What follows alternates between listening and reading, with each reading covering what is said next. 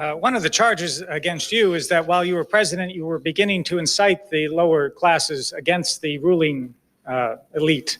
What assures the ruling elite in Haiti that if you return, they will not be the target of violent reprisals? Also an important question. It's a charge. And when you are a president, you have to be ready to listen to people criticizing you. Sometimes there is basis for those critics, and some other time, no. For instance, for this one, no. We need a political stability in Haiti.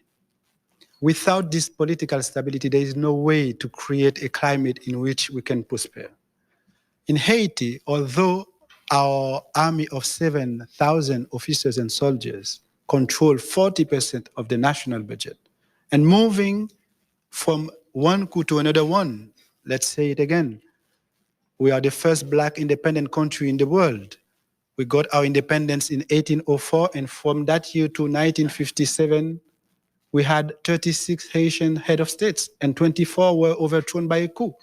That means in this country where less than 1% can have more than 45% of the national revenue, you have a situation of using this army to keep the status quo moving from one coup to another one. How did I do? How do I want to do it again?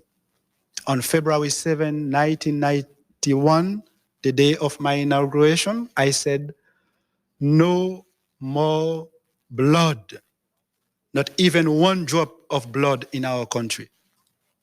We celebrated a marriage between the Haitian army and the Haitian people because we wanted to move with this climate of unity. We had that 7 months of political stability, which is indispensable for the elite to go up with business. And we will creating this climate of political stability to have the elite investing because we want them and they have the right to stay home, to work, to invest. And as the president of every single citizen, I have to protect the rights of the elite as I have the obligation to protect the rights of the employers. Those who will be investing, the elite, and you, businesses, you will be welcome. Those who will find jobs, also, they will find the same climate of security, of political stability. I can promise it again, the elite will find their president working with them to create jobs for those who need jobs, and the president will be respecting again their rights and the rights of every single citizen.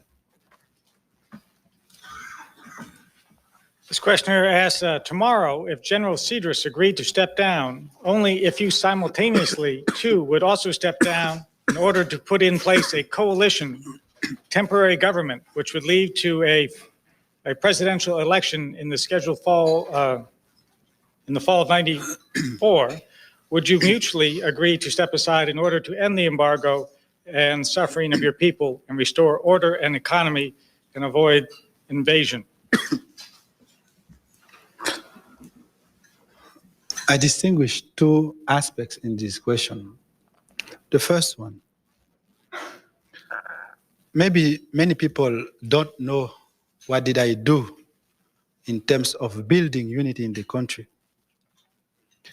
In our first government, we had people from the bourgeoisie. To have the second one, I was the one deciding to choose one of the wealthiest family in Haiti to become our prime minister. I wanted to do that, and I did. I had to face opposition because many people didn't want me to bring someone who looked like a white person from a wealthy family to become the prime minister. They didn't want. But I do, because I wanted to create a bridge, a social bridge between rich and poor in the country, and I did. That's the way we have to do it to save the nation, rich and poor working together. In this same government, they already resigned, the prime minister and the other ministers, but in this same government, we have other ministers from the bourgeoisie. For instance, the Minister of Finance, she's from the bourgeoisie. Our former Minister of Commerce, he is from the bourgeoisie, and I could move on. 2 other ministers are from the army. The Minister of Defense is a general, the Minister of Interior is a colonel. 4 other ministers are from 4 political parties. All that to not talk about unity without giving the proof, without proving that we can do it, and we did. Again, we will continue moving this same way to build unity, reconciliation, reforming our judiciary system to save the nation. Second aspect, someone in Haiti said,